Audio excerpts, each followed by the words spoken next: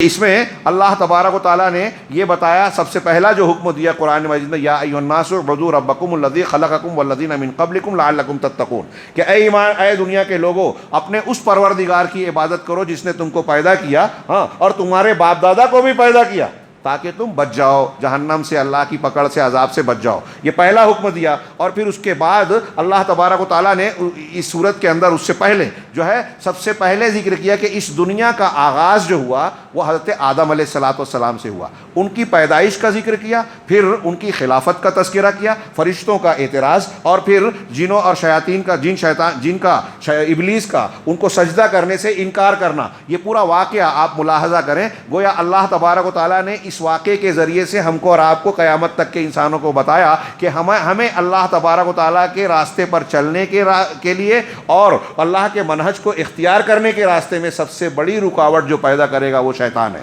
شیطان ہمارا کھلا ہوا دشمن ہے، اس سے دوستی نہ کی جائے، دشمن نقصان پہنچانا چاہتا ہے۔ اللہ تعالیٰ نے قرآن میں جگہ جگہ کہا وہ ہمارا دشمن ہے، اور ہم بہت سارے لوگ شیطان کو اپنا دوست بناتے ہیں۔ کیسے؟ اس کی بات مانتے ہیں اللہ اور رسول کی بات کو چھوڑ کر۔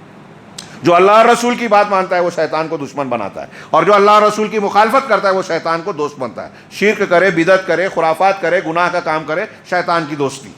تو اللہ تعالیٰ نے اس زمین کے اندر خلافت کا پہلا تجربہ، یہاں جو میرے سامنے کتاب ہے التجربۃ الاولیٰ، پہلا تجربہ آدم اور ابلیس کے شکل میں پیش کیا۔ اب ابلیس جو ہمارا دشمن ہے، اس کے شر سے، اس کے نقصانات سے اگر ہمیں بچنا ہے تو اس کا طریقہ یہ ہے کہ ہم اللہ کو، اس کے دین کو مضبوطی سے پکڑ لیویں۔ اللہ کے دین کو مضبوطی سے پکڑے تبھی شیطان کے شر سے محفوظ رہیں گے، ورنہ اس نے اچھوں کو بہکا دیا، بڑے بڑے عابد زاہد کو جو ہے جہنم کے راستے پر چلا دیا، انبیاء کرام علیہ السلام کو بھی بہکانے کی کوششیں کی، ناکام ہوا یہ الگ بات ہے، لیکن کوشش کی۔ جب انہیں بڑے بڑوں کو بہکایا تو علماء کو بہکایا، شورا کو بہکایا، حفاظ کو بہکایا، ہاں، نیک صالح عابد و زاہد لوگوں کو بہکایا۔ آج کتنے لوگ ہیں ہمارے ہاں دینداری کا وہ ڈنڈورا پیٹتے ہیں، اور ہم کلپ میں دیکھ رہے ہیں کہ ان کو اپنی خانقاہوں میں لوگوں کو سجدہ کروا رہے ہیں۔ قرآن حدیث جسے شرک کہتے ہیں، وہ دین کے نام پہ اور اچھائی کے نام پر اس کو اختیار کیے ہوئے ہیں۔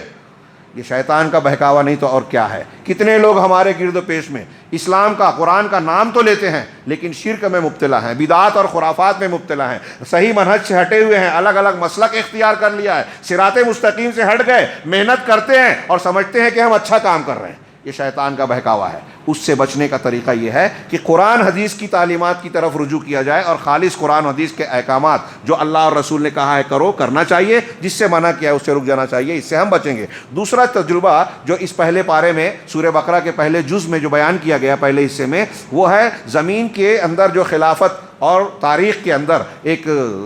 پیریڈ دیا گیا۔ اللہ تبارک و تعالیٰ نے بنی اسرائیل کو جو ہے وہ نوازا، ان لوگوں کے درمیان انبیاء کو بھی، یا بنی اسرائیل اذکروا نعمتی التی انعمت علیکم انی فضلتکم علی العالمین، یہ مغضوب علیہم کا تذکرہ جو سورہ فاتحہ میں تھا، کہ ان کو اللہ تعالیٰ نے ساری کائنات پر، جیسے آج مسلمانوں کو خیر امت بنایا، مسلمان اسلام کے آنے سے پہلے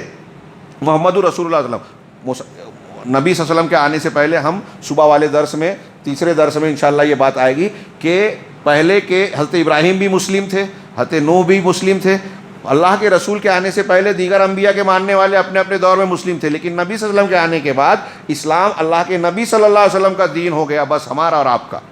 اب وہ مسلم نہیں کہلائیں گے کیونکہ نبی صلی اللہ علیہ وسلم کو اور قرآن کو نہیں مانتے۔ تو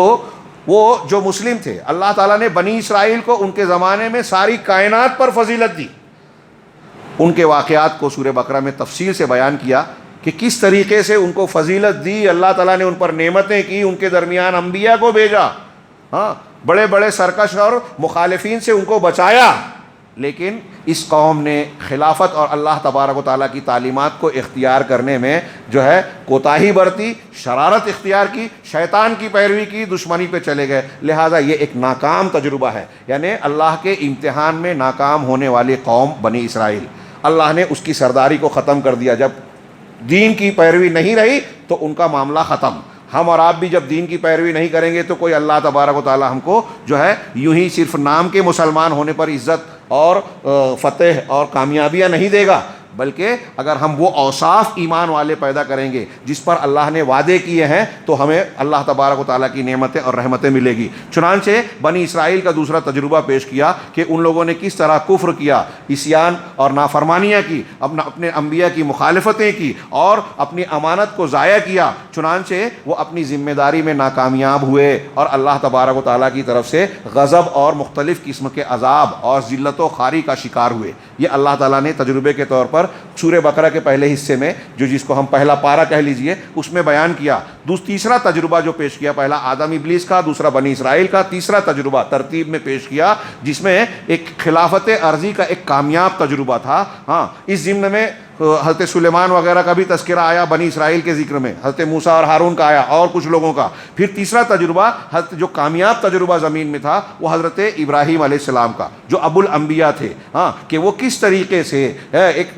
بہت دنیا کے لوگوں کے لیے ایک کامیاب نمونہ بنے، جنہوں نے اپنی امانت ادا کی، توحید کے تقاضوں کی تکمیل کا سب سے اعلیٰ نمونہ پیش کیا۔ اسی لیے اللہ تبارک و تعالیٰ نے نبی کریم صلی اللہ علیہ وسلم کو بھی کہا کہ آپ ملت ابراہیمی کی پیروی کیجیے۔ چنانچہ وہ اپنے اس کام میں کامیاب ہوئے اور اعلیٰ مقام پر پہنچے۔ چنانچہ پہلا تجربہ آدم کا جو ہے تمہید کے طور پر سورہ بقرہ میں پیش کیا گیا، پھر دوسرا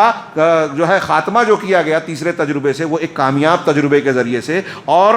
تاکہ معنویات اور ہمارے سامنے زندگی کے مقاصد کا بلند تصور پیدا ہو، اس کا نمونہ پیش ہو۔ اور ان دونوں تجربات کے درمیان ایک ناکامیاب تجربہ پیش کیا گیا تاکہ اس سے ذریعے سے ہم عبرت لیویں، دروس اور سبق لیویں، اور یہ جانیں کہ اللہ تعالیٰ کا عذاب کن غلطیوں کی وجہ سے آتا ہے، کن غلطیوں پر اللہ تعالیٰ عزت کو چھین لیتا ہے، پستی کی طرف دھکیل دیتا ہے۔ آج مسلمانوں کے عالم اسلام میں جو درگت بنی ہوئی ہے اس کو ہم اس آئینے میں جو سورہ بقرہ نے پیش کیا ہے دیکھ سکتے ہیں کہ جیسے بنی اسرائیل جو ہے اللہ کے راندے گئے فضیلت پانے کے بعد، ایسے ہی امت مسلمہ کا ایک بہت بڑا طبقہ آج ذلت و خواری کا شکار ہے، انحطاط سے دوچار ہے۔ لیکن یہ امت محمدیہ کی خصوصیت ہے کہ اللہ تعالیٰ اللہ کے رسول نے کہا کہ قیامت تک ایک طائفہ حق پر قائم رہے گا، اور پھر اللہ تعالیٰ نے یہ بھی انعام دیا کہ اس امت کو پورے کے پورا خرابی کا شکار نہیں ہوگی اور پورے کے پورے ختم نہیں ہوں گے۔ چنانچہ پہلا جز سورہ فاتحہ کا، یعنی پہلا پارہ جو ہمارا قرآن کا ہم نے پڑھا